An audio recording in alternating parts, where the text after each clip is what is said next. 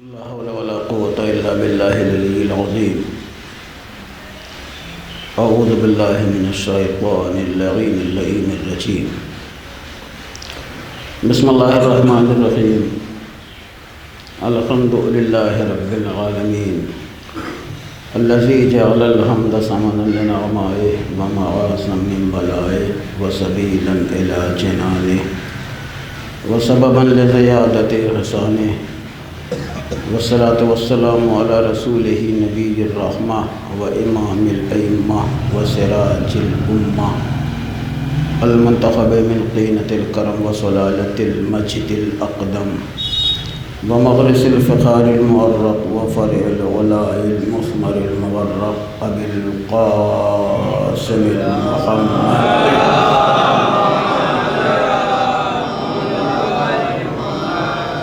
وعلى آله مصابيح الظلم وعصم الأمم ومنار الدين الواضحة ومفاقيل الفضل الراجحة واللعنة الدائمة الباقية على غدائهم أجمعين من الآن إلى قيام يوم الدين. أما بعد، فقد قال الله تعالى في الفرقان الحميد والقرآن المجيد وقوله الحق.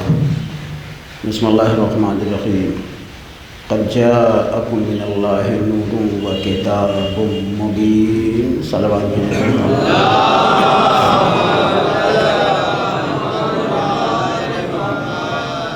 سب سے پہلے آپ تمام حضرات سے التماس ہے، ایک مرتبہ سورہ ہم اور 3 مرتبہ سورہ توحید کی تلاوت فرما کر والد مرحوم جناب اعجاز حسین ابن زیارت حسین، والدہ مرحومہ کنیز خاتون بنت رجب علی اور خواہر مرحومہ تبسم زہرا بنت اعجاز حسین اور جملہ مرحومین قائم منزل کے روح کو ایثار ثواب فرمائے.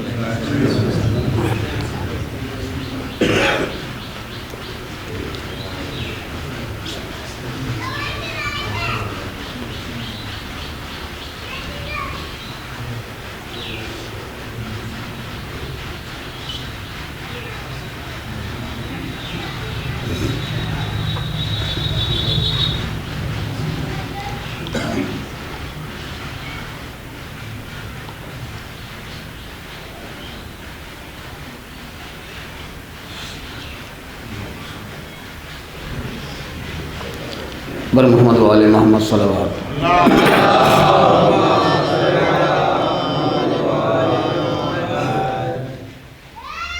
قرآن عظیم کی اس عظیم آیہ فی ہدایہ کے ذیل میں اظہار معروضات سے پہلے میرے لیے انتہائی سعادت کا مقام ہے کہ آج اس مجلس میں آسمان خطابت کے آفتاب و ماہتاب محترم جناب اسد یاور صاحب اور ہمارے برادری بزرگ جناب مولانا امید حسن صاحب قبلہ تشریف فرما ہے، اور اسی کے ساتھ ساتھ آسمانی علم و عمل کے آیت اللہ حیدری صاحب بھی یہاں موجود ہیں. میں ان حضرات کی موجودگی کو اپنے لیے باعث شرف سمجھتا ہوں.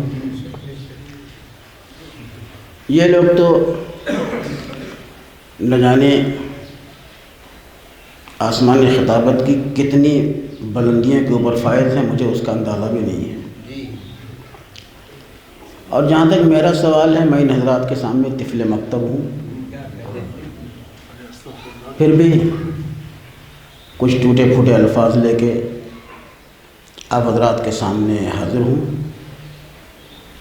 عزیزو، قرآن عظیم جو خالق آفاق و انفس کا لاسوال کلام ہے،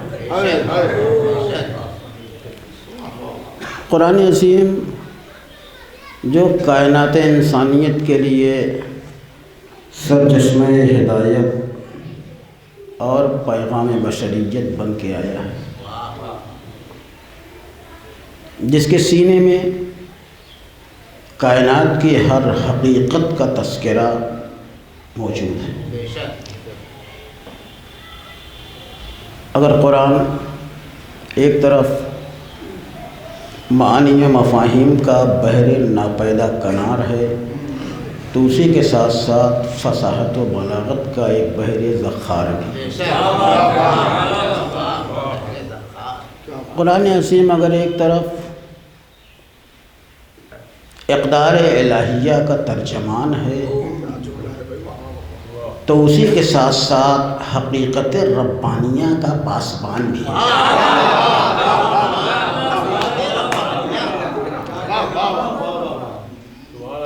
انسان کے بس میں نہیں کہ وہ قرآن کریم کی کسی ایک آیت کی توضیح کر سکے، اور ایک آیت تو بہت بڑا مرحلہ ہے، ایک لفظ کی تشریح انسان کے بس کے باہر ہے۔ یہ تو الہی مفسرین کا ہمارے اوپر احسان ہے کہ انہوں نے ہماری نگاہوں کے سامنے آیتوں کے مصادیق روشن کیے تاکہ ہم زبان کھول سکیں، اور ان کی تفاسیر کے تناظر میں قرآن کا پیغام کائنات بشریت کے حوالے کر سکیں۔ اسی لیے عزیزو، میں نے اس مہینے کی مناسبت سے، حالانکہ میں موضوع کچھ اور سوچ کے آیا تھا کہ والد مرحوم چونکہ ایک شاعر بھی تھے، لہذا آج میں یہ بیان کرتا کہ اس کائنات میں شاعری کا آغاز کب سے ہوا، مگر ہمارے گوہر بھائی نے ایسا محفل میں اپنے کلام کے ذریعے چار چاند لگا دیا کہ میں بھی اسی منزل پہ آ گیا۔ سبحان اللہ، ماشاء اللہ۔ میں نے قرآن عظیم کی، اس لیے میں نے موضوع کو تبدیل کیا، قرآن عظیم کی جس آیت کی تلاوت کا شرف حاصل کیا ہے، اگر ظاہری اعتبار سے دیکھا جائے تو اس آیت کے ترجمے کی چندہ ضرورت بھی محسوس نہیں ہوتی، مگر چونکہ مجھے آج اس آیت کے ترجمے ہی سے سروکار ہے، لہذا ترجمہ کیے بغیر میرا بیان آگے نہیں بڑھ سکتا۔ حالانکہ آیت کا پیغام کیا ہے، آیت کا مفہوم کیا ہے، آیت کے دامن میں اللہ نے کیا حقیقت رکھی ہے، وہ سب آپ کے اذہان میں موجود ہے، مگر چونکہ میری گفتگو ترجمے کے حوالے سے ہوگی، لہذا آیت کا ترجمہ کر دینا بے انتہا ضروری ہے۔ ایک کائنات انسانیت کے رہنے والے انسانوں، قد جاءکم، تمہارے پاس آیا، کیا آیا؟ اللہ کی طرف سے ایک نور آیا اور ایک روشن کتاب آئی۔ عزیزو، یہ نہ عربی زبان کا کوئی مقولہ ہے اور نہ سرور عالی مرتبت کی کوئی حدیث ہے، بلکہ خالق قرآن کا آفاقی کلام ہے کہ تمہاری ہدایت کے لیے نور بھی آیا اور کتاب مبین بھی آئی۔ آپ نے آیت کے لہجے کے اوپر غور کیا؟ آیت کے تیور کو آپ نے محسوس کیا کہ ابتدا ہی سے ایک کے آنے کا اعلان نہیں ہے، دو کے آنے کا۔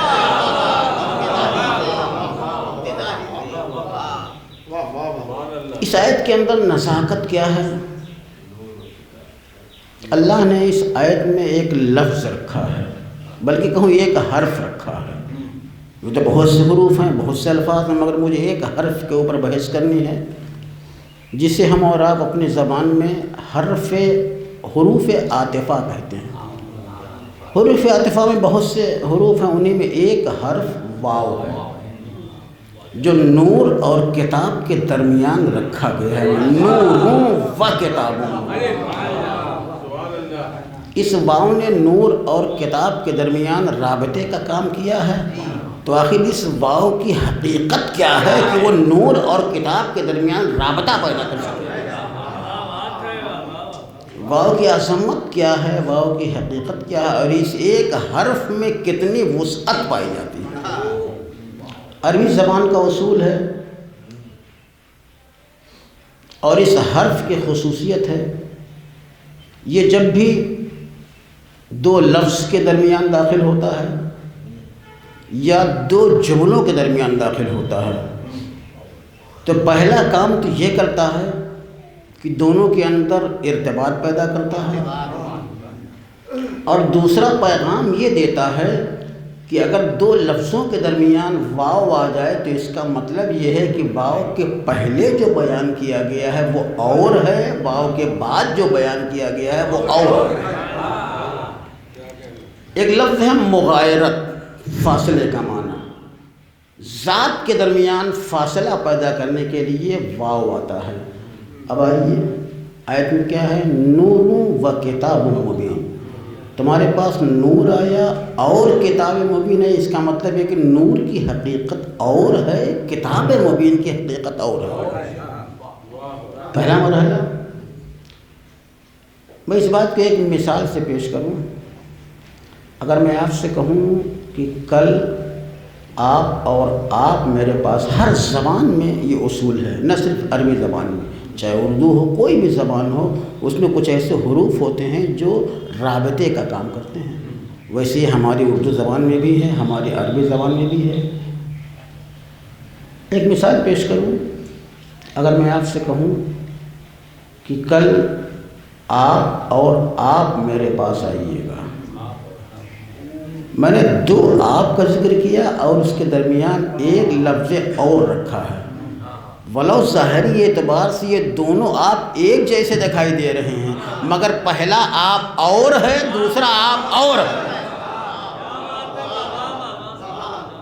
اس آپ کی حقیقت اور ہے، اس آپ کی حقیقت اور ہے۔ اچھا، دوسرے دن میں نے دو کو بلایا تھا، ایک ہی انسان آیا اور آنے کے بعد اس نے آواز دی، میں آ گیا، میں تنہا کافی ہوں۔ اما جب بلانے والے نے ایک کو کافی نہیں سمجھا تھا تو آپ کو کس نے حق دیا ہے ایک کو کافی سمجھا؟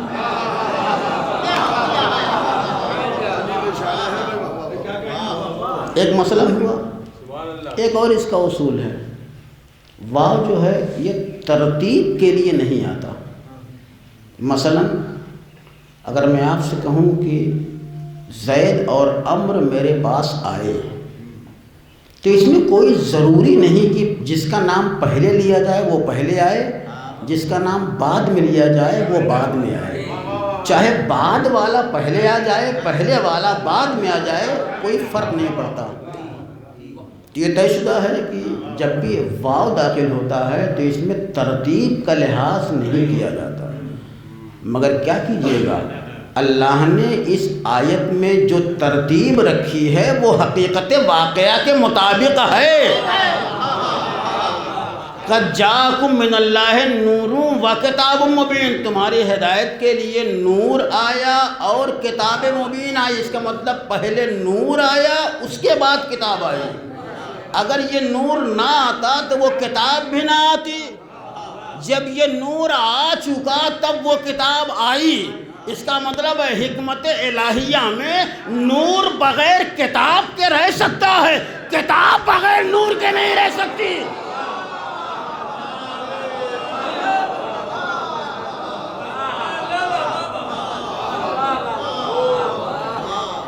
نور محتاج کتاب نہیں ہوا کرتا، کتاب محتاج نور ہوا کرتی ہے۔ ایک انسان کو مطالعہ کا شوق ہے، بھائی اس وقت سورج کی روشنی ہے، نور سورج کا پھیلا ہوا ہے، لیکن آپ سورج سے فقط اجالے کا کام لے رہے ہیں اور کوئی دوسرا کام تو نہیں لے رہے ہیں۔ فرض کیجئے رات کا وقت ہو، نور بغیر کتاب کے کیسے کام کرتا ہے؟ رات کا وقت ہے، سورج غروب ہو چکا ہے، روشنی پھیلی ہوئی ہے، کوئی ضروری نہیں کہ جب روشنی ہو تو آپ روشنی میں کتاب ہی پڑھیں۔ آپ روشنی سے دوسرا کام لے رہے ہیں، دوسرے فائدے حاصل کر رہے ہیں۔ میں نے کہا اچھا، آپ کو مطالعے کا شوق تو بہت تھا، آپ ہمیشہ مطالعہ کرنے کا ارادہ کیا کرتے تھے، اتفاق سے آج روشنی بھی اچھی خاصی ہے، بہت زیادہ روشنی ہے، اب آپ مطالعہ کیوں نہیں کرتے؟ کہا ابھی کرتا ہوں مطالعہ۔ بس جیسی روشنی تھی، موجود تھی، آپ فرش سے اٹھے، آپ گھر گئے، آپ نے جیسے ہی الماری سے کتاب نکالی اور اس کی ورق گردانی کرنا ہی چاہتے تھے کہ روشنی چلی گئی۔ میں نے کہا اب آپ خاموش کیوں ہیں؟ آپ پڑھتے کیوں نہیں؟ آپ تو کہہ رہے تھے مجھے مطالعے کا بہت شوق ہے، ہمیں نور کی ضرورت نہیں۔ اب آپ خاموش کیوں ہیں، مطالعہ کیوں نہیں کرتے؟ جب نے وہ انسان آواز دے یہ کتاب بغیر نور کے نہیں پڑھی جا سکتی۔ تو عزیزو یہ دنیا کی جتنی کتابیں ہیں یہ سب ناقص کتابیں ہیں، دنیا کی جتنی روشنیاں ہیں یہ سب ناقص روشنیاں ہیں۔ تو مجھے کہنے کا حق نہیں پہنچتا کہ جب ناقص کتابیں ناقص روشنی کے بغیر نہیں پڑھی جا سکتی تو قرآن جیسی عظیم کتاب نور الہی کے بغیر کیسے پڑھی جا سکتی؟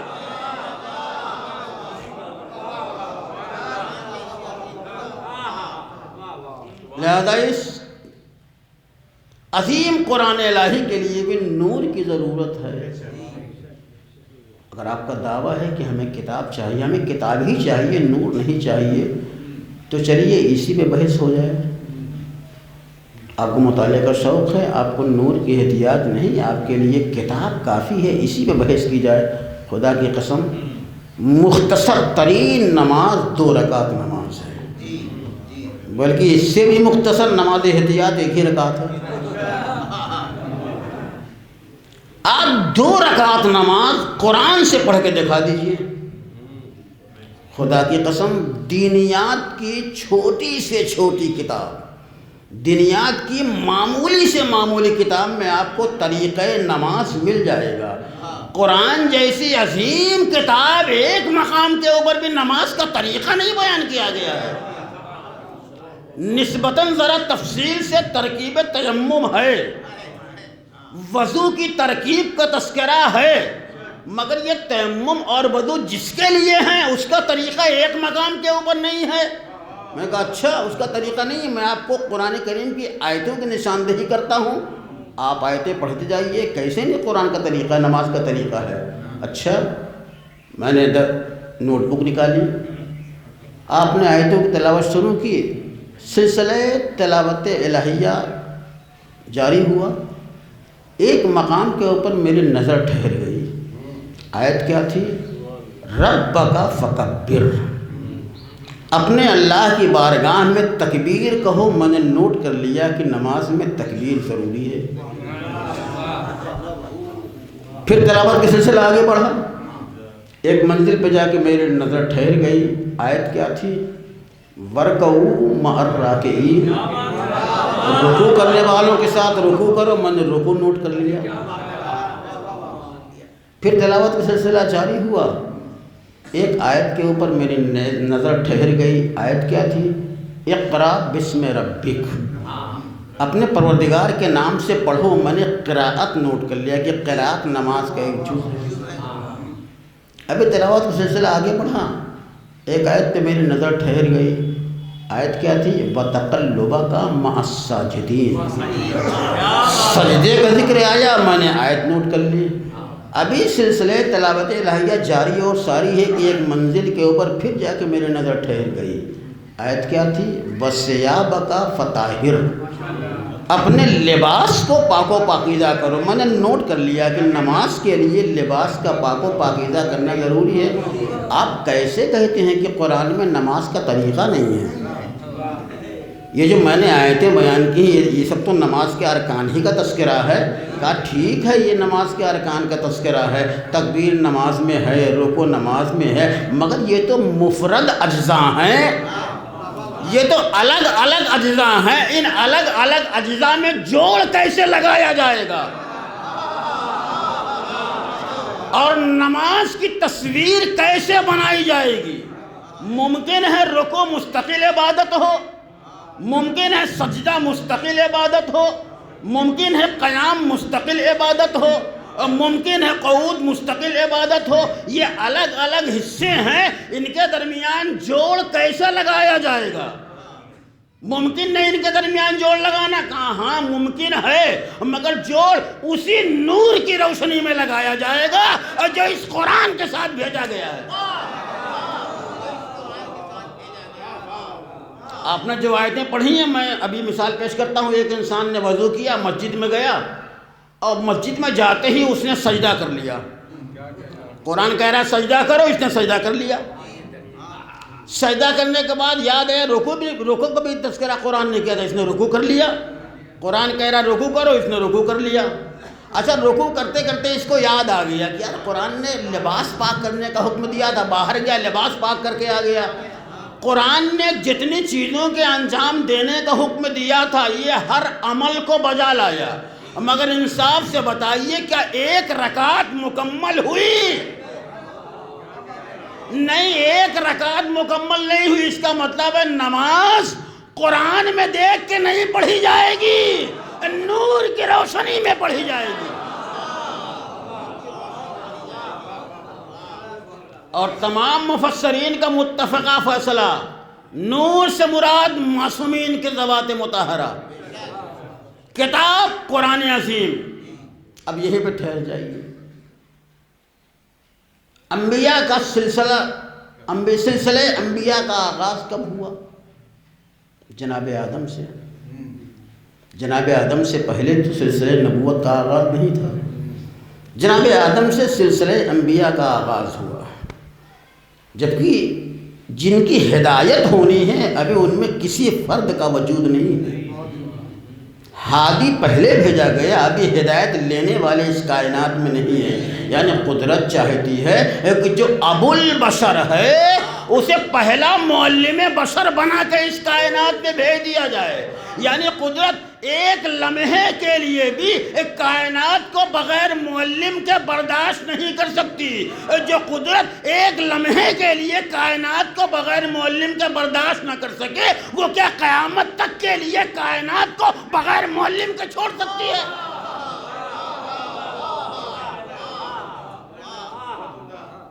تو انبیاء کے سلسلے کا آغاز آدم سے ہوا۔ کتابوں کے نازل ہونے کا سلسلہ کب سے شروع ہوا؟ آدم تو کوئی کتاب لے کے نہیں آئے تھے، آبادی محدود تھی، ضروریات محدود تھے، ان کے تقاضے محدود تھے، لہذا آدم کو چند تعلیمات سکھا کے انہی تعلیمات کو اسلام کا نام دے کے آدم کے حوالے کر دیا گیا۔ لیکن آدم کو کوئی کتاب تو نہیں دی گئی تھی۔ کتابوں کے نزول کا سلسلہ کب ہوا؟ جب سے صاحبان شریعت رسولوں کا آغاز ہوا، اس وقت سے کتابیں نازل ہوئیں۔ کتنے انبیاء آئے؟ 1,24,000۔ کتابیں کتنی آئیں؟ 5 یا 6۔ توریت، زبور، انجیل، قرآن، عہد نامہ قدیم و جدید، صحف ابراہیم و صحف موسیٰ کا تذکرہ سورہ اعلیٰ میں نماز عید میں پڑھتے ہیں۔ زیادہ سے زیادہ 1,24,000 انبیاء، اور کتابیں کتنی آئیں؟ 5 یا 6 کتابیں آئیں۔ میں کہوں گا میرے مالک، انبیاء کی تعداد اتنی زیادہ اور کتابیں اتنی مختصر، آخر فلسفہ کیا ہے؟ کہا تجھے نہیں معلوم، ہم ایک صاحب شریعت رسول کو کتاب دیتے تھے، وہ کتاب لے کے جاتا تھا، جب وہ کتاب پہنچا دیا کرتا تھا تو اس کے کتاب پہنچانے کے بعد انبیاء کا ایک سلسلہ آتا تھا جو اس کتاب کے اوپر عمل کر کے دکھاتا تھا کہ دیکھو اگر اس کتاب کے اوپر عمل کرنا ہے تو میرے کردار کو دیکھو اور اس کتاب کے اوپر عمل کرو۔ قرآن سے پہلے جتنی بھی کتابیں آئی ہیں، ہر کتاب کے لیے خالق کا یہی قانون تھا کہ ایک صاحب شریعت رسول کو کتاب دیتا تھا، اس کے بعد ایک انبیاء کا سلسلہ آتا تھا جو اس کتاب کے اوپر عمل کر کے دکھاتا تھا۔ جب وہ کتاب اٹھا لی جاتی تھی، وہ کتاب منسوخ کر لی جاتی تھی تو دوسری کتاب آتی تھی، دوسری کتاب آنے کے بعد پھر انبیاء کا سلسلہ آتا تھا، وہ اس کتاب کے اوپر عمل کر کے دکھاتا تھا، پھر یہ کتاب منسوخ ہو جاتی تھی، تیسری کتاب آتی تھی، پھر انبیاء کا سلسلہ آتا تھا جو اس کتاب کے اوپر عمل کر کے دکھاتا تھا تاکہ دنیا کو اندازہ ہو جائے کتاب کی آیتوں کے اوپر عمل کیسے کیا جائے گا۔ اچھا، قرآن کے علاوہ جتنی کتابیں آئیں، کیا ہر کتاب کا پیغام آج تک موجود ہے؟ کتاب تو بولو کسی قالب میں ہو دکھائی دے گی، مگر کتاب کا پیغام ہمارے لیے نافذ العمل نہیں ہے۔ قرآن کے علاوہ جتنی کتابیں، اس کا پیغام منسوخ ہو گیا، اس کا حکم اٹھا لیا گیا۔ فقط قرآن ایک ایسی کتاب ہے جس کا حکم آج بھی جاری ہے اور قیامت تک جاری ہے۔ اب مجھے کہنے دیجئے، جو کتابیں منسوخ ہو جانے والی تھیں، جو کتابیں اٹھا لے جانے والی تھی اس کے لیے تو قدرت نے یہ اہتمام کیا کہ اس پہ عمل کرانے کے لیے ہزاروں انبیاء کو بھیج دیا، اور جو کتاب قیامت تک باقی رہنے والی ہو اسے یوں ہی لاوارث چھوڑ دیا جاتا نہیں۔ جیسے اس کے لیے حکم کیا گیا ہے ویسے ہی قرآن کو بھی لاوارث نہیں چھوڑا گیا۔ مگر میرا رسول جانتا تھا کہ شخصی طور پہ میرا نور ہمیشہ دنیا کی نگاہوں کے سامنے نہیں ہوگا، شخصی طور پہ،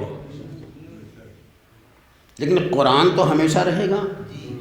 لہذا ضرورت تھی رسول اس بات کا اہتمام کر کے جاتے کہ جیسے قرآن کے ساتھ نور کا تذکرہ ہوا ہے، ہر دور میں قرآن اور نور کا چولی دامن کا ساتھ رہے۔ اگر قرآن کو اکیلے رکھنا ہوتا تو میرا حبیب کہہ دیتا مسلمانوں تمہاری ہدایت کی کتاب فلاں درخت کی چوٹی پہ رکھی ہوئی ہے، فلاں غار کے دہانے میں رکھی ہوئی ہے، فلاں پہاڑ کے اوپر رکھی، جا کے لے آؤ۔ مگر نہیں، اسے کتاب کو ہمیشہ اکیلا نہیں رکھنا تھا، ہمیشہ کتاب کے ساتھ کسی نہ کسی نور کا وجود ضروری ہے۔ اسی وجود نور کے لیے ضروری تھا رسول حدیث بیان کریں، انی تارکن فیکم الثقلین،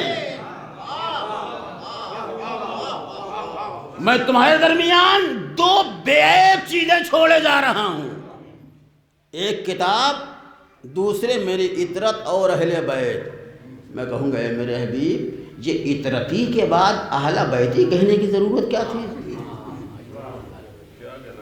تحصیل حاصل ہمارے لیے تحصیل حاصل مناسب میں چیز آئے کہ خالق کائنات تحصیل حاصل کرے، کہا تم سمجھے نہیں، کل کا مورخ عطرت کے بارے میں بھی بحث کرے گا، اہل بیت کے بارے میں بحث کرے گا، لہذا میں فیصلہ پہلے کر دیتا ہوں، اگر عطرت کے معنی سمجھنا ہو تو اہل بیت کو دیکھ لو، اہل بیت کے معنی سمجھنا ہو تو عطرت کو دیکھ لو۔ یہ پہلی منزل۔ ایک اور بات کہوں، جب رسول نے حدیث میں یہ بیان کیا کہ میں دو چیزیں چھوڑ کے جا رہا ہوں، قرآن اور اہل بیت، تو انصاف سے بتائیے اصل اعلان کس چیز کا ہے اس حدیث میں؟ رسول نے دو چیزوں کا تذکرہ کیا، قرآن بھی چھوڑ رہا ہوں، اہل بیت کو بھی چھوڑ رہا ہوں۔ اس میں رسول کی نگاہ کا توجہ زیادہ کون ہے؟ قرآن رسول کی توجہ کا مرکز زیادہ ہے یا اہل بیت رسول کی توجہ کا مرکز زیادہ ہے؟ عزیزو قرآن رسول کی توجہ کا مرکز زیادہ نہیں، کیوں؟ ابھی رسول موجود ہے تو رسول کے ساتھ قرآن تو ہے ہی۔ اب رسول کو یہ بیان کرنا ہے کہ جب میں نہ رہوں گا تب قرآن کے ساتھ کون ہوگا؟ یعنی رسول کی نگاہ کا مرکز اہل بیت ہیں۔ ابھی تک تو میں اس قرآن کے ساتھ ہوں، لیکن جب میں نہ رہوں گا تو کون ہوگا اس قرآن کے ساتھ؟ رسول نے اسی کا تذکرہ کیا ہے۔ ایک مثال پیش کروں، فرض کیجئے ہدایت کی دو کرسیاں رکھی ہوئی ہوں، ایک کرسی پہ قرآن بیٹھا ہو، ایک کرسی پہ رسول بیٹھے ہوں۔ وہ کرسی جس کے اوپر قرآن بیٹھا ہے وہ تو قیامت تک خالی ہونے والی نہیں، وہ کرسی کبھی خالی ہونے والی ہے ہی نہیں، لیکن جس کرسی کے اوپر رسول بیٹھے ہیں وہ ہماری نگاہ ظاہر میں خالی ہوگی، منصب کے اعتبار سے نہیں خالی ہوگی۔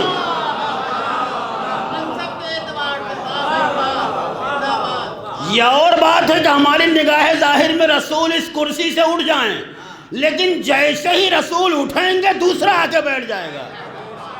اس کا مطلب کرسی قرآن کبھی نہیں خالی ہوگی، کرسی رسالت خالی تو ضرور ہوگی مگر وجود شخصی کی بنیاد کے اوپر خالی ہوگی، وجود منصبی کی بنیاد کے اوپر خالی نہیں ہوگی۔ ایک چیز ہوئی، اب ایک چیز اور بیان کی دیتا ہوں، خدا کی قسم اس میں ایک لفظ ہے، انی تارکن فیکم الثقلین کتاب اللہ وحدتی ما ان تمسکتم بہما لن تضلوا من بعدی حتی یرد علی الحوض. آخر فقرہ کیا ہے؟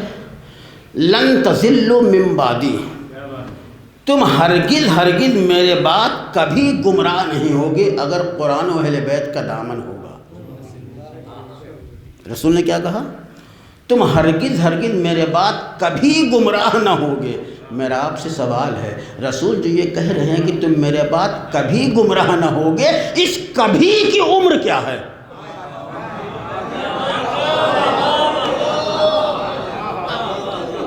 تم میرے بعد کبھی گمراہ نہ ہوگے تو اس کبھی کی عمر کیا ہے؟ اس کبھی کی عمر کو سمجھنے کے لیے جناب موسیٰ تک آنا پڑے گا. جب موسیٰ نے خدا کے دیکھنے کا اصرار کیا تھا تو قدرت نے کیا کہا تھا؟ لن ترانی، تم ہرگز ہرگز مجھے کبھی نہیں دیکھ سکتے. جب اس کبھی کی عمر روشن ہو جائے گی، اس کبھی کی زندگی روشن ہو جائے گی. تو لن ترانی، تم مجھے ہرگز ہرگز کبھی نہیں دیکھ سکتے. اس کبھی کی عمر کیا ہے؟ ہم نے جب اس کبھی کی عمر کو گھٹایا تو ہمیں اس کبھی کی عمر قیامت دکھائی دی. یعنی یہ طے شدہ ہے کہ اس کبھی کی عمر قیامت تک ہے. مگر کن کے لیے ہے؟ ان کے لیے ہے جو قیامت میں دیدار خدا کا عقیدہ رکھتے ہیں. ہمارے لیے تو کبھی کی عمر قیامت کے بعد بھی جاری اور ساری ہے. یہ تو عمر گھٹانے کے اوپر ہے. ہم تو قیامت کے بعد بھی دیدار الہی کا تصور نہیں کر سکتے. قیامت آنے کا ہمیں انتظار ضرور ہے. کیوں؟ انتظار ہمارا نصیب ہے، انتظار ہماری حیات کا خاصہ ہے. بس یہ اور بات ہے، وہ ناممکن شے کا انتظار کرتے ہیں، ہم اس کا انتظار کرتے ہیں جس کا اس کائنات میں آنا یقینی ہے. یہ ایک مرحلہ ہوا. اور جب حدیث ثقلین تک بات لے آیا ہوں تو یہ بھی کہتا چلوں عزیزوں، حدیث ثقلین آپ کی نگاہ کا بڑا مرقع منظر، بڑا عجیب منظر، تاریخ کا بڑا اہم منظر، جس منظر میں رسول نے اس حدیث ثقلین کے مفہوم کا بھی تذکرہ کیا تھا. اور وہ منظر کون سا منظر ہے؟ غدیر کا منظر ہے. منظر غدیر میں رسول نے اس حدیث کا بھی تذکرہ کیا تھا.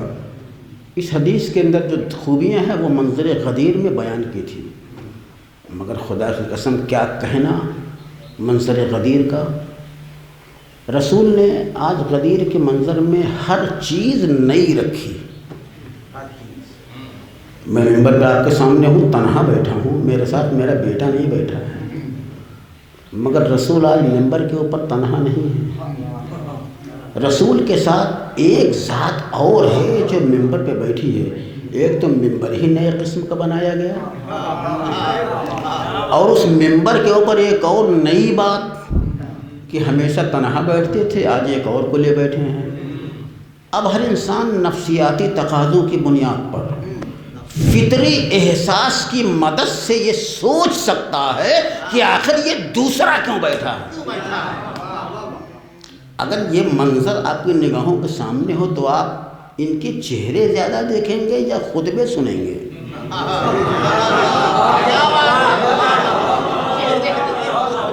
فطری بات ہے، چہروں کے اوپر نظر زیادہ ہوگی، خطبے کے الفاظ، یعنی ہر ایک کا ذہن متلاطم ہے، ہر ایک کا ذہن اچاٹ ہے ہمارے لفظوں میں.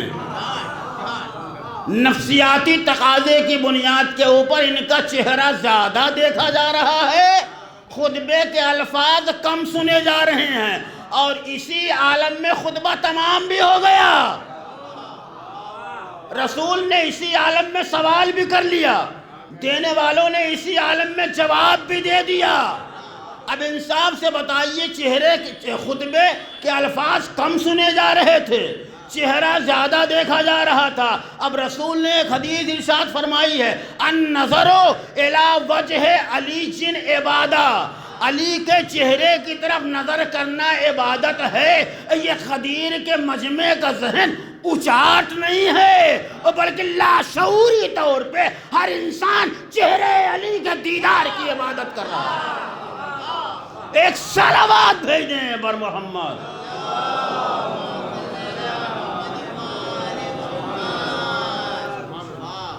تو یہ ایک منظر تھا جب قرآن اور نور کا ایک ساتھ تعارف کرایا گیا کہ دیکھو رسول کے ساتھ یہ نور ہے، اور جب تک ان کے دامن سے تمسک رہے گا تم کائنات میں کامیاب رہو گے، شادمان رہو گے. عزیزو، قرآن الہی دستاویز ہے. قرآن نوع بشریت کی حیات کا آئینہ ہے. قرآن ضابطۂ حیات بشری ہے. لہذا اگر اس قرآن کے اوپر کبھی حرف آئے تو کسے بچانا چاہیے؟ تاریخ میں ایسے بہت سے مناظر ہیں جب قرآن کے تقدس کو پامال کیا گیا، قرآن کے اوپر حرف لانے کی صحیح کی گئی، قرآن کی عظمت کو تار تار کرنے کی صحیح پیہم کی گئی، مگر ظالم کسی دور میں کامیاب نہ ہو سکا. یہ ایک پہلا منظر. آئیے اب نزول قرآن تک آپ کے اذہان کو لے آؤں. ہمارا اور آپ کا عقیدہ ہے قرآن 23 سال کے عرصے میں قلب پیغمبر کے اوپر نازل ہوا.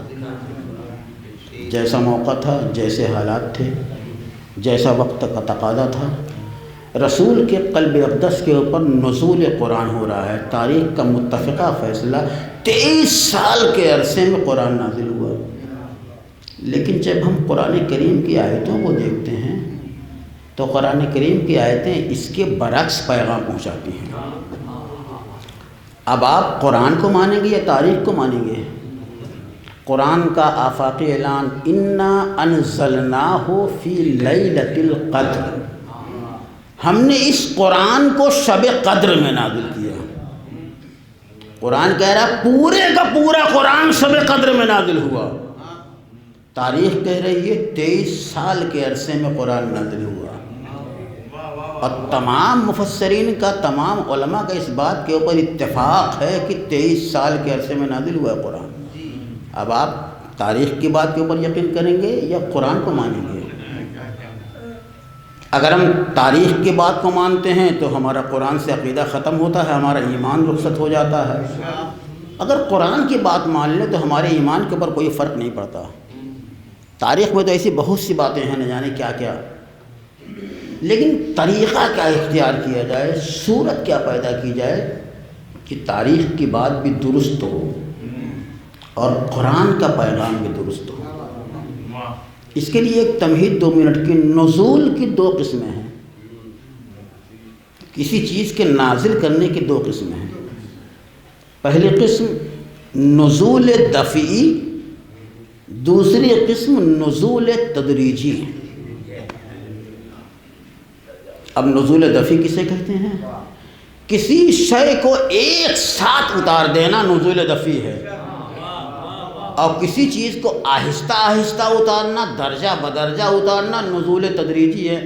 میں نے ایک گلاس میں پانی لیا، میں نے فوراً پورے کا پورا پانی زمین میں اڑیل دیا، اسے کہیں گے نزول دفعی. لیکن اسی ایک گلاس پانی کو ہم آہستہ آہستہ زمین پہ گراتے ہیں تو اسے کہیں گے نزول تدریجی. قرآن 2 مرتبہ نازل ہوا ہے، ایک بعنوان نزول دفعی، ایک بعنوان نزول تدریجی. لہذا جو قرآن نے کہا ہے وہ بھی درست ہے، جو تاریخ کہہ رہی ہے وہ بھی درست ہے. قرآن شب قدر میں بعنوان نزول دفعی لوح محفوظ کے اوپر نازل ہوا، اور پورے 23 سال کے عرصے میں آہستہ آہستہ جیسی ضرورت تھی، جیسا تقاضا تھا، جبریل لوح محفوظ سے ایک آیت اٹھاتے تھے، قلب پیغمبر کے اوپر نازل کرتے تھے. وہ بات بھی درست، یہ بات بھی درست۔ اب ایک اختلافی مرحلہ، علی کا دعویٰ ہے کہ میں نے قرآن کی آیتوں کو جمع کیا ہے، اور علی کے علاوہ کوئی جمع کر بھی نہیں سکتا۔ کیوں؟ علی تو پیغمبر کے ہر لمحے کا ساتھی ہے، علی کو ہر آیت کے نزول کا علم ہے، لہذا علی کے علاوہ کوئی قرآن کو جمع کر بھی نہیں سکتا۔ روایتیں ملتی ہیں کہ علی نے یہ کہا تھا بعد رسول، کیا کہا تھا کہ میں جب تک قرآن کی آیتوں کو جمع نہ کروں گا میں اپنی رضا اپنے دوست پہ نہیں ڈالوں گا۔ آپ نے بھی سنا ہوگا، لیکن تاریخ میں کیا بات درست ہے کیا بات درست نہیں مجھے اس سے سروکار نہیں ہے۔ میں اپنی ایک بات پیش کرتا ہوں کہ قرآن دور رسالت ہی میں اسی شکل میں موجود تھا، اور ثبوت کے طور پہ حدیث ثقلین،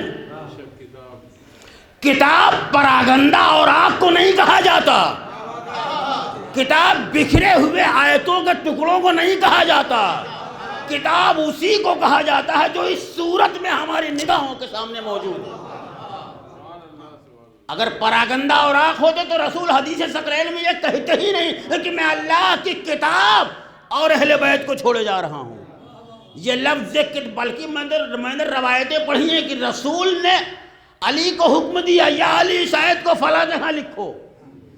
اب آج بہت سے لوگ کہتے ہیں نا کہ آیتیں کہاں کی کہاں لکھی گئی ہیں، جو آیت جہاں ہے وہی درست ہے، جس منزل کے اوپر جو آیت ہے وہی درست ہے۔ روایتوں میں ملتا ہے کہ رسول نے علی سے کہا یا علی اس آیت کو یہاں لکھو، اس آیت کو یہاں لکھو، اس آیت کو یہاں لکھو۔ ارے اگر ساری فضیلتوں کی آیتیں ایک ہی پارے میں لکھ دی جاتی اور وہی پارا کوئی بکری کھا گئی،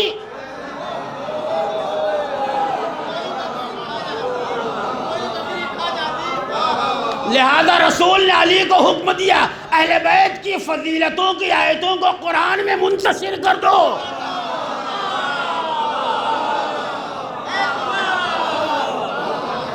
تاکہ ہر جگہ علی کا تذکرہ موجود رہے۔ لیکن مفسرین کا فیصلہ ہے کہ اس قرآن کو علی نے جمع کیا، ہمارا بھی عقیدہ ہے۔ جب پہلی خلافت کے حوالے علی نے یہ قرآن کیا ہے تو کیا پہلی خلافت نے علی کا یہ قرآن قبول کیا تھا؟ علی کا یہ قرآن پہلی خلافت نے انکار کر دیا، ہمیں نہیں ضرورت ہے۔ ہمارے پاس حافظین قرآن موجود ہیں، ہمارے پاس بہت سے قرآن جو حافظین نے لکھے ہمارے پاس موجود ہیں، ہمیں آپ کے قرآن کی ضرورت نہیں ہے۔ میرا آپ سے سوال ہے کہ علی کا قرآن نہ تھا؟ کیا علی کے قرآن کی آیتیں نہیں تھیں؟ کیا علی کے قرآن کے سورے نہیں تھے؟ کیا علی کے قرآن کا پیغام الہی پیغام نہیں تھا؟ کیا علی کے قرآن کی آیتوں کا مفہوم الہی مفہوم نہیں تھا؟ کیا علی کے قرآن کی آیتیں اللہ کی آیتیں نہیں تھیں؟ نہیں، وہی لفظ تھا، وہی معنی تھا، وہی آیتیں تھیں، وہی سورے تھے، وہی پیغام تھا، وہی انداز تھا، وہی جذب تھا، وہی کیف تھا، وہی لہجہ تھا، وہی آہنگ تھا، وہی ادا تھی، وہی طرز تھا، سب کچھ وہی تھا۔ لیکن اس کے باوجود علی کا قرآن قبول کرنے سے انکار کر دیا گیا۔ پہلی خلافت نے آواز دی ہمیں علی کے قرآن کی ضرورت نہیں، انکار کر دیا۔ علی نے بھی خاموشی سے اپنا قرآن اٹھایا اور اپنے گھر واپس لے آئے۔ اگر علی چاہتے تو اس قرآن کو نشر کر سکتے تھے کہ یہ قرآن میں نے جمع کیا ہے۔ اب دنیا سوچے علی کو وحدت اسلامی کا کتنا شعار تھا۔ اگر علی اپنا قرآن شائع کر دیتے تو آج امت کے درمیان اللہ کا قرآن بھی دو ہو جاتا۔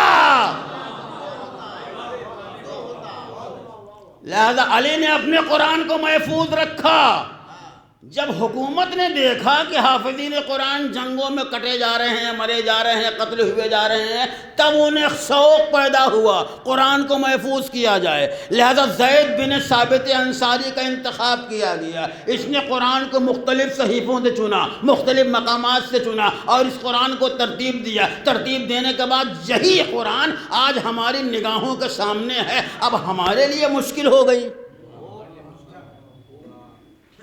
ہم زید بن ثابت کے قرآن کو مانیں یا علی کے قرآن کو مانیں جو ہماری نگاہوں کے سامنے آیا ہی نہیں؟ ہم کس کو مانیں؟ علی کو ہمارا خیال تھا، علی نے ہماری اس مشکل کو حل کر دیا، کہا یہ جو قرآن زید بن ثابت نے جمع کیا ہے، میرے اور اس قرآن میں ایک بنیادی فرق ہے، میں نے آیتوں کو شان نزول کے اعتبار سے جمع کیا ہے۔ یہ جو قرآن ہے اس میں آیتوں کے درمیان ترتیب تو نہیں ہے، لیکن جتنی آیتیں ہیں ساری آیتیں اس میں موجود ہیں۔ علی کا یہ اعلان ہماری مشکلوں کے آسان ہونے کا ذریعہ بن گیا۔ آج دنیا ہمارے اوپر 40 پارے کا الزام لگاتی ہے، ہمیں 40 تو کم لگائے، ہم چاہیں تو 100 بنا لیں۔ کیوں؟ قرآن اللہ کی طرف سے پارے کی شکل میں نازل ہوا ہی نہیں ہے۔ آپ کو اختیار ہے، چاہے قرآن کو ایک بنائیے، چاہے بقول گوہر بھائی کے پارا پارا کر دیجئے۔ قرآن تو کبھی آیتوں کی شکل میں آیا، کبھی سوروں کی شکل، پارے تو بندوں نے بنائے ہیں۔ یہ 30 پارا جو ہے یہ منصوص من اللہ نہیں ہے کہ اگر اس سے کم ہو جائے گا تو ہم گنہگار ہو جائیں گے، اس سے زیادہ ہو جائے گا تب بھی ہم گنہگار ہوں گے، ہمیں 100 کیا 1000 بنا لیں۔ اور آپ جا کے دکانوں پہ دیکھیے، فاتحہ کی مجلسوں میں پڑھنے کے لیے 2 ورق کے پارے بنا دیے گئے ہیں، جس کا مطلب تھوڑی کہ قرآن 100 ہو گیا۔ پارا بنانا بندوں کے اختیار میں ہے، اللہ نے پارے کی شکل میں نازل نہیں کیا ہے۔ لیکن سوال یہ پیدا ہوتا ہے کہ حکومت نے علی کا قرآن قبول کرنے سے انکار کیا، اور میں ایک جملہ کہوں، اس حکومت کا ہزاروں شکریہ جس نے علی کا قرآن قبول نہیں کیا۔ کیوں؟ اس حکومت کا شکریہ کیوں ادا کیا جائے؟ کروڑوں شکریہ ان حکومتوں کا جن حکومتوں نے علی کا قرآن قبول کرنے سے انکار کر دیا۔ کیوں؟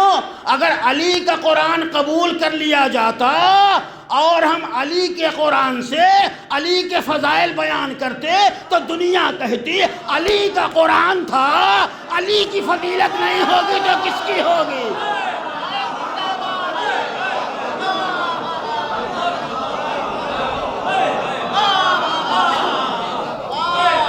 علی کا قرآن ہے، حسن کی فضیلت نہیں ہوگی تو کس کی ہوگی؟ علی کا قرآن ہے، حسین کی فضیلت نہیں ہوگی تو کس کی ہوگی؟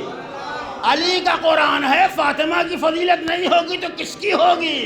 اب تو علی نے یہ فیصلہ کر دیا قرآن تمہارا ہے لیکن قرآن کے اوپر اقتدار میرا ہے۔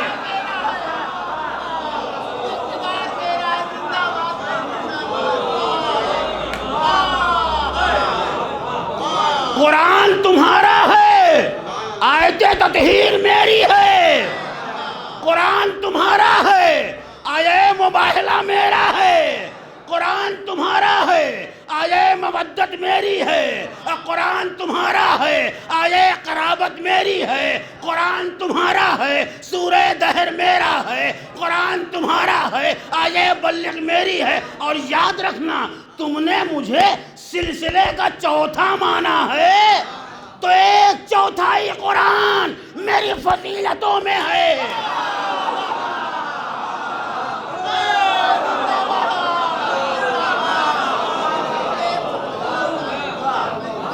1/4 قرآن میری فضیلتوں میں ہے، 3/4 قرآن میرے دشمنوں کے عیوب بیان کرنا ہے۔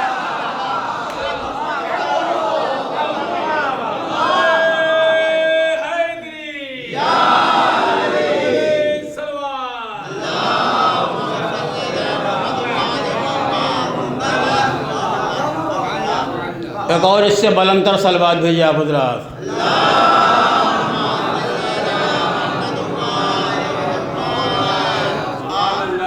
جہاں قرآن کی صداقت کے اوپر حرف آ رہا تھا، کس نے محفوظ کیا؟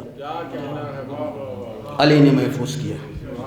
جس دور میں صداقت قرآن کے اوپر حرف آیا، اسی گھرانے کی فرد نے بیٹھ کے قرآن کے تقدس کو محفوظ کیا۔ بتاریخ سے ایک منظر اور، ہر دور میں قرآن کی مخالفت کی گئی،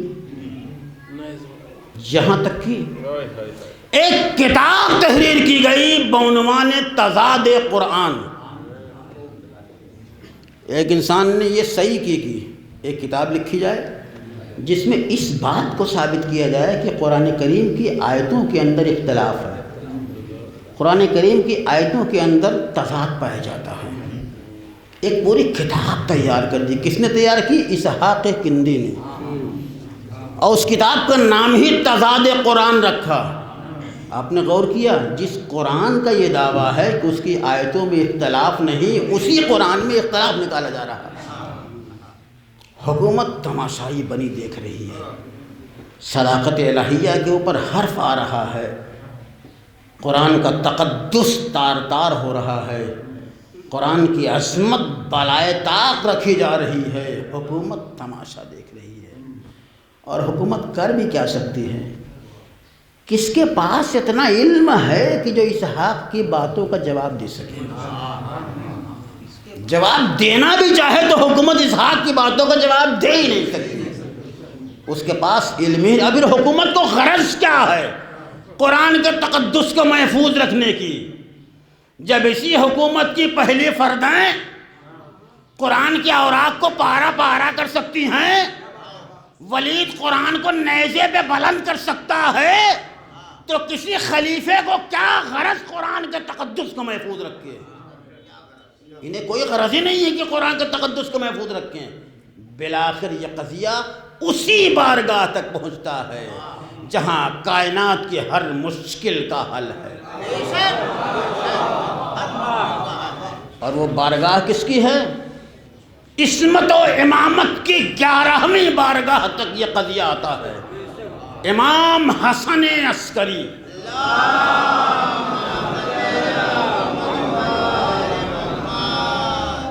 اچھا ایک اور بات کہتا چلوں، بہت دنوں سے کہنا چاہتا تھا، آج یاد آ گئی ہے۔ ہم لوگ کیا کہتے ہیں؟ امام علی، ہم لوگ کیا کہتے ہیں؟ امام حسین۔ اردو زبان سے یہ جملہ ایک دم غلط ہے۔ امام علی، ہر دور میں ایک امام ہے۔ علی کا امام کون ہے؟ امام علی، اس میں مضاف اضافت ہے ہی نہیں۔ آپ کہیے امام علی، علی کا امام، امام حسن، حسن کا امام، امام حسین، حسین کا امام، یہ اصل میں ہے امام علی۔ اضافت کے ساتھ اس جملے کا بولنا غلط ہے، مگر ہماری زبانوں کے اوپر جاری، ہم ہر وقت امام علی، امام حسن، امام حسین، امام حسن عسکری، یہی ہماری زبانوں کے اوپر رچا بسا ہے۔ زبان کے اعتبار سے بالکل بے بنیاد جملہ، امام علی، یہ جملہ صحیح ہے۔ علی کا کون امام ہو سکتا ہے؟ جو کائنات کا امام ہو، اس کا کون امام ہوگا؟ یہ تو جملے معترضہ کے طور پہ۔ بالآخر یہ قضیہ آ گیا امام حسن عسکری کی بارگاہ تک۔ آپ نے نہ کوئی تلوار اٹھائی، نہ کوئی نیزہ اٹھایا، نہ کوئی میدان کارزار گرد کیا، نہ شمشیر زنی کے فنون دکھائے، بلکہ آپ نے حکمت کے ذریعے قرآن کے وقار کو محفوظ کیا۔ کیا حکمت؟ آپ نے اسحاق کے شاگرد کو قریب بلایا، کہا اسحاق کے شاگرد، تم اپنے استاد کو اس حماقت سے روکتے کیوں نہیں؟ اس بیوقوفی سے منع کیوں نہیں کرتے؟ کہا آقا ہمارے پاس کہاں اتنا علم ہے، ہم اپنے استاد کی باتوں کا جواب دے سکیں، ممکن نہیں ہم سے۔ کہا اچھا تم اپنے استاد کی باتوں کا جواب نہیں دے سکتے؟ کہا ممکن نہیں ہم اس کے باتوں کا جواب دے سکیں۔ کہا اچھا ایک کام میں بتاتا ہوں، وہ تو کر سکتے ہو؟ کہا وہ کیا کام؟ کہا اپنے استاد کے محضر درس میں جانا، اور جب تضاد قرآن نامی کتاب کا سلسلہ آ جائے تو اس سے سوال کرنا۔ تم سوالات تو استاد سے کرتے ہی رہتے ہو، اور عام طور سے طلبہ بھی کرتے رہتے سوالات، تو تم ان کے طالب علم ہو، ان کے شاگرد ہو، ان سے سوال کر لینا، استاد جواب دے دے گا۔ امام نے بالکل تیار کر دیا، سوال کیا سکھایا وہ بعد بتاؤں گا۔ امام نے اس شاگرد کو اسحاق کے تیار کیا، بالکل آمادہ کیا۔ یہ شاگرد تیار ہو کے استاد کی بارگاہ میں گیا، مجلس درس آراستہ ہوئی، مختلف باتوں کے اوپر تذکرہ ہوا۔ بس جیسے ہی اس کتاب کا ذکر چھڑا، شاگرد تو موقع کی طاق میں تھا، موقع کی تلاش میں تھا۔ بس جیسے ہی اس کتاب کا نام آیا، کہا استاد 1 منٹ، کہا کیا؟ کہا ایک بات سمجھ میں نہیں آتی۔ اب یہ وہی سوال کر رہا جو امام نے سکھائے ہیں۔ کہا کیا؟ کہا ایک سوال۔ کہا کیا سوال؟ کہا آپ نے جو یہ قرآن کی آیتوں میں اختلاف ثابت کیا ہے، میرا آپ سے ایک سوال ہے، یہ قرآن کی آیتوں کے جو معنی آپ نے بیان کیے ہیں، یہ معنی آپ سے اللہ نے بتائے ہیں؟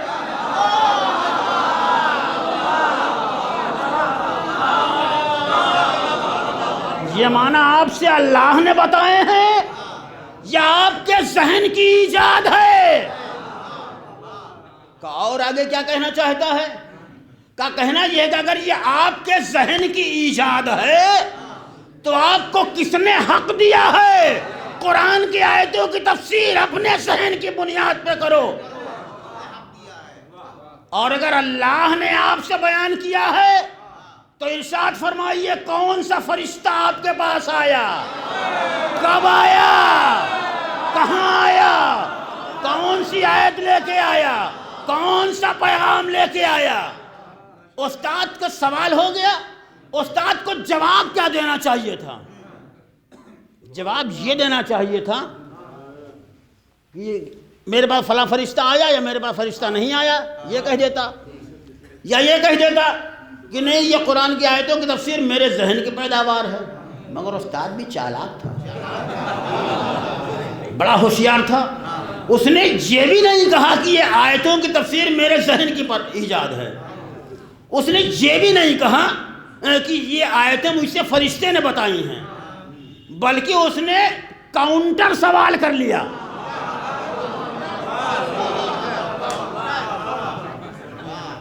اور یہ ہم مولویوں کا اکثر خاصہ رہا ہے،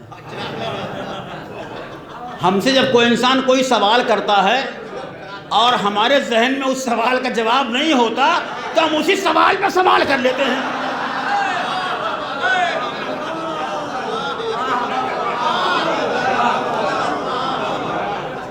تاکہ ہماری جہالت چھپی رہے۔ جیسے ہی شاگرد نے سوال کیا، اس نے سوال کے اوپر سوال کاؤنٹر کیا، جس کو اردو میں کہتے ہیں نقضی سوال کیا۔ کہ یہ بتاؤ یہ سوال تمہارے ذہن میں آیا کہاں سے؟ یہ سوال تمہارے ذہن میں آیا کہاں سے؟ کہ اس میں کون سی تعجب کی بات ہے؟ ہم تو روز آپ سے سوالات کرتے ہی رہتے ہیں، روز پوچھتے رہتے ہیں، سوچتے سوچتے ذہن کے اندر بات آ گئی، یاد آیا استاد کے پاس چلیں گے پوچھ لیں گے، کرنا ممکن نہیں۔ کہا کیوں ممکن نہیں؟ کہا جو بات تمہارے استاد کے ذہن میں نہیں آئی،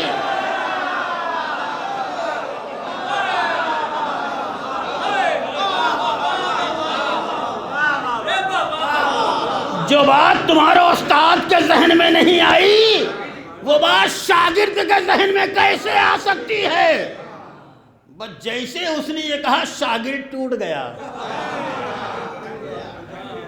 کہ یہ سوال میرے ذہن کی پرواز نہیں، بلکہ نائب رسول حضرت امام حسن عسکری نے مجھے تلقین کیا۔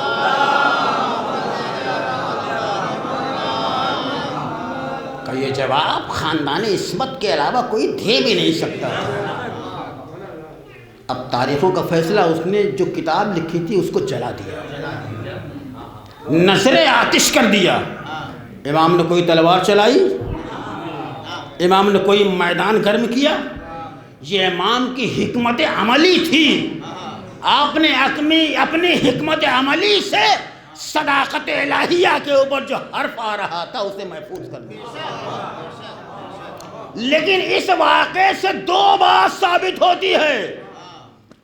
پہلی بات، قرآن کریم کی آیتوں کے دو معنی ہیں۔ ایک وہ معنی ہے جو انسان اپنے ذہن سے بیان کرے، اور کسی انسان کو قرآن کریم کی آیتوں کے معنی اپنے ذہن سے بیان کرنے کا حق نہیں ہے۔ دوسرے وہ معنی ہیں جو اللہ اس سے بتائے۔ اب یہی وہ معنی ہے جس معنی کی بنیاد کے اوپر قرآن کریم کی آیتوں کی تفسیر کی جا سکتی ہے۔ ارے یہ امت نہیں ہے جہاں بوڑھے جاہل ہو جائیں، جی آل محمد کی فرد ہے جہاں بچہ گہوارے میں ہوتا ہے لوح محفوظ کا مطالعہ کرتا ہے۔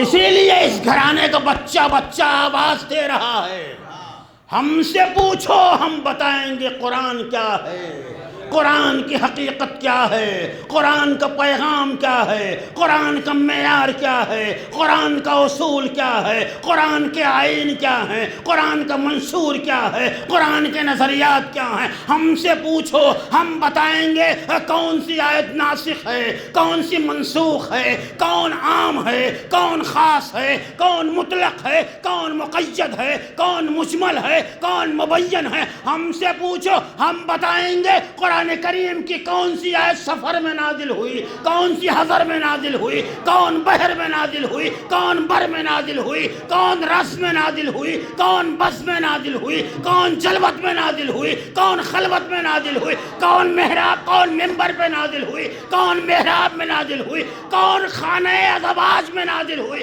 کون چادر فاطمہ میں نازل ہوئی۔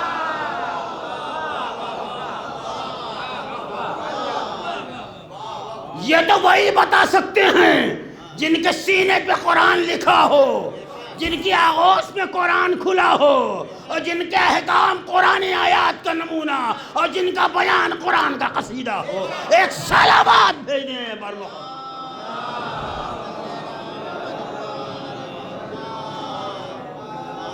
ایک اور اس سے بلندر صلوات۔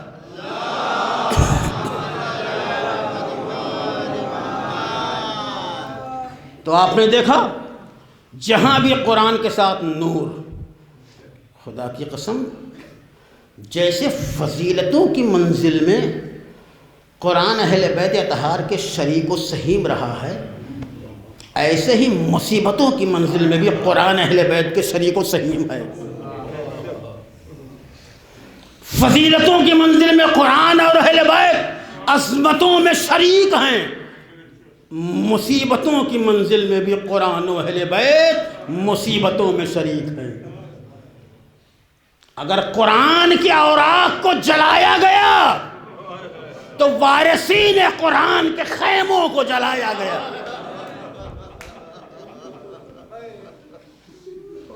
اگر قرآن کو جنگ صفین میں نو کے نیزہ پہ بلند کیا گیا تو محافظین قرآن کے سروں کو نو کے نیزہ پہ بلند کیا گیا۔ ہر مصیبت میں قرآن اور اہل بیت ایک دوسرے کے شریک و سہیم۔ یہ قزین کے جسم کے اوپر زخموں کے نشانات نہیں ہیں، یہ بولتے ہوئے قرآن کی بولتی ہوئی آیتیں ہیں جسے ظالم نے زخمی کر دیا ہے۔ آپ کی آنکھیں اشک آلود ہو گئی، چند فقرے اور اسی پہ ختم و دعا۔ قرآن جیسے مصیبتوں کا شکار، ویسے ہی اہل بیت مصیبتوں کا شکار۔ کربلا کا تپتا ریگستان حسین کے چھوٹے چھوٹے بچوں کی آلتش کی آواز، اور خدا کی قسم یہی صدائے آلتش تھی جس نے حر کے شعور کو بیدار کیا، حر کے ضمیر کو جھجھوڑا۔ حر نے رات میں یہی تو کہا تھا کن آوازوں کا مجرم میں ہوں، انہیں گھیر کے مہیلا صبح عاشورہ کا سورج نمودار ہوتا ہے، حر اپنے جرم کی معافی کے لیے آتا ہے، مشکیں بدھی ہوئی ہیں، آتے ہی حسین کے قدموں کے اوپر سر رکھتا ہے۔ اب ایک جملہ کہوں عزیزو، کل حر دشمن کی فوج کا سردار بن کے آیا تھا، حسین کے پاس اتنا پانی تھا، حر کو پلایا تھا، حر کے لشکر کو پلایا تھا، حر کے گھوڑوں کو پلایا تھا، حر کے ناکوں کو پلایا تھا۔ آج حر دشمن بن کے نہیں آیا ہے، حسین کا دوست بن کے آیا ہے۔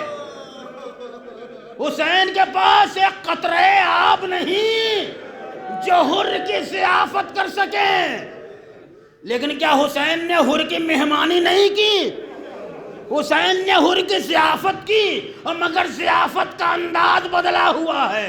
آواز دے حر، میں تجھے پانی نہیں پلا سکتا، لیکن میں تمہیں زیادہ دیر تک پیاسا بھی نہیں رکھ سکتا، لہذا ابھی آئے ہو تو ابھی جاؤ جام شہادت نوش کرو۔ آخری منظر، کربلا کے جہاد سے پہلے بھی مارکے ہوئے، کربلا کے جہاد سے پہلے بھی جنگیں ہوئی، لیکن ان جنگوں کا اصول اور تھا، اس جنگ کا اصول اور ہے۔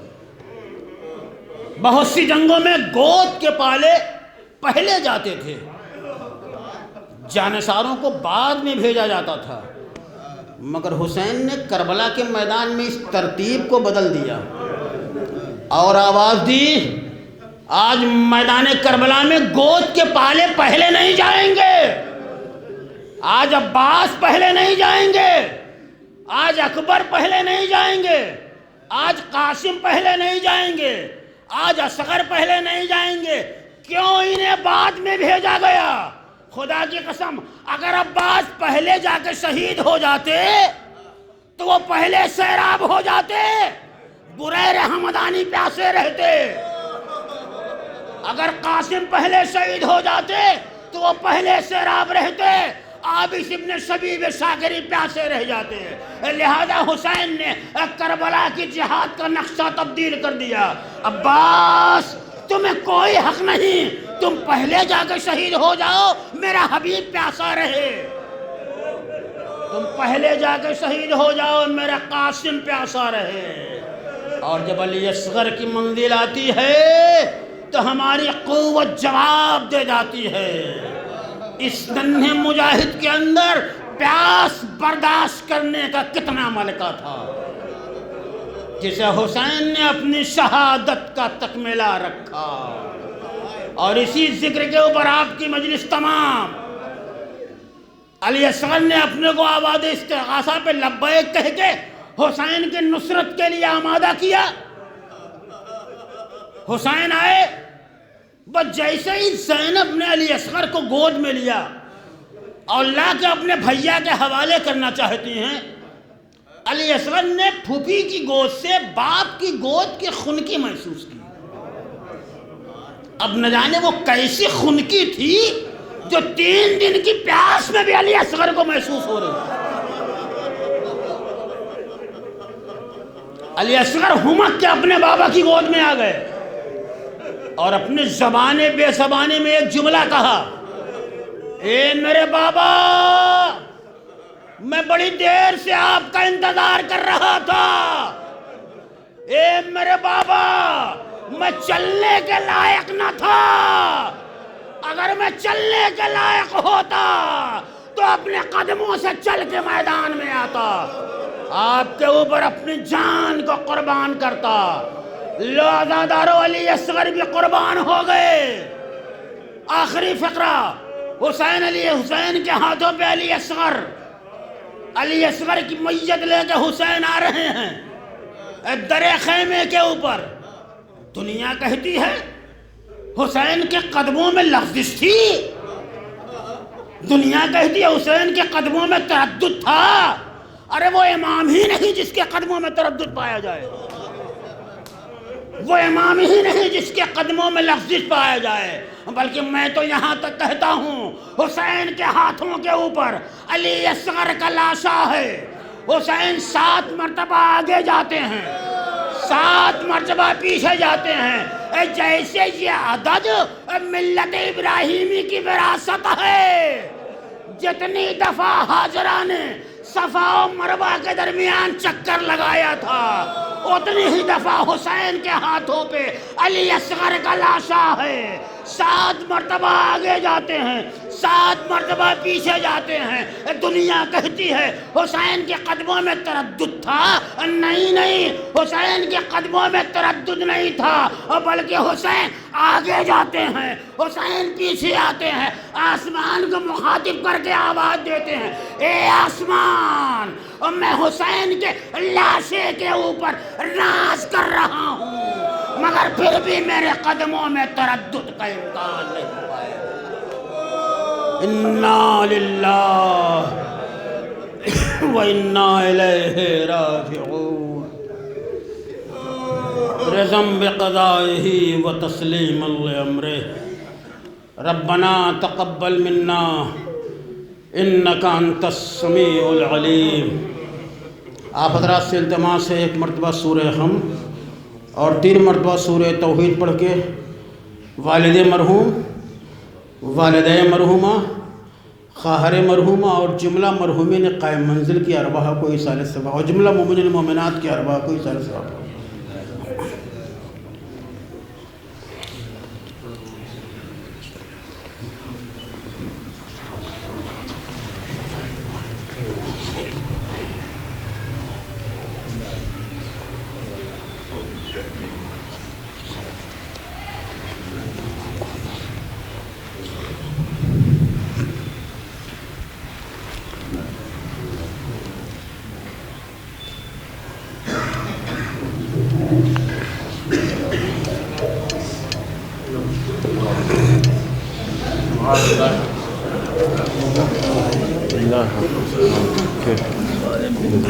السلام علیکم یا ابا عبداللہ، السلام علیکم ابن رسول اللہ، السلام علیکم والا جدک و ابیک، السلام علیکم والا امک و اخیک، السلام علیکم ورحمۃ اللہ وبرکاتہ، السلام علیکم غریب الغرباء، السلام علیکم معین الضعفاء والفقراء، السلام علیکم وعلی آبائک السبت و ابنائک الاربعاء، السلام علیکم یا ابا الحسن یا غلی ابن موسیٰ الرضا ورحمۃ اللہ وبرکاتہ، السلام علیکم مولا صاحب العصر والزمان، السلام علیکم خلیفۃ الرحمن، السلام علیکم شریک القرآن، السلام علیکم مظہر الایمان، السلام علیکم امام زماننا ھذا عجل اللہ فرجک وسہل اللہ مخرجک وظہورک ورحمۃ اللہ وبرکاتہ۔